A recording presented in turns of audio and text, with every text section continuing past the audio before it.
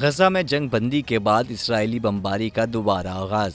गजा के सहाफ़ियों के दर्दनाक पैगामात। गजा में 1 दिसंबर को आर्जी सीज फायर के खात्मे के बाद इसराइल ने एक बार फिर हमले तेज कर दिए। गजा में मौजूद कई सहाफ़ियों ने सोशल मीडिया पर दिल दहला देने वाली कहानियां शेयर करते हुए बताया कि कैसे दुनिया इन तमाम मजालिम को दूर से देख तो रही है लेकिन कुछ भी करने में नाकाम है। इन सहाफ़ियों को अब इस बात का यकीन हो चुका है कि वो भी जल्द इसराइली तैयारों की बमबारी या गोलाबारी का निशाना बनने वाले हैं, लेकिन इनके हौसले बुलंद दिखाई दे रहे हैं। मोतजिज नामी एक सहाफ़ी ने लिखा कि ये अब जिंदगी और मौत की जंग है। मैं जो कर सकता था मैंने किया। अब हम इसराइली टैंकों में घिर चुके हैं। फलस्तीनी फिल्मसाज बिसान उदा ने लिखा कि मैं कई दिनों से शदीद वायरल इन्फेक्शन की वजह से उठ भी नहीं पाई हूँ। मैं ऐसे डरावने ख्वाबों से दो चार हूँ जो हकीकत से इतने करीब होते हैं कि मैं हकीकत और ख्वाब में फर्क नहीं कर पा रही। अपनी तवील पोस्ट में उन्होंने दुनिया को कसूरवार ठहराते हुए लिखा कि आप बतौर हुकूमत और इंसान मेरे लोगों के खात्मे के लिए इसराइल की हिमायत कर रहे हैं। एक और नौजवान सहाफ़ी ने इंस्टाग्राम पर आखिरी पैगाम में लिखा कि हम उन लोगों को मुआफ नहीं करेंगे जो सच बोलने के काबिल थे और खामोश रहे। दुनिया ने हम पर साबित किया कि ये मुनाफिक है।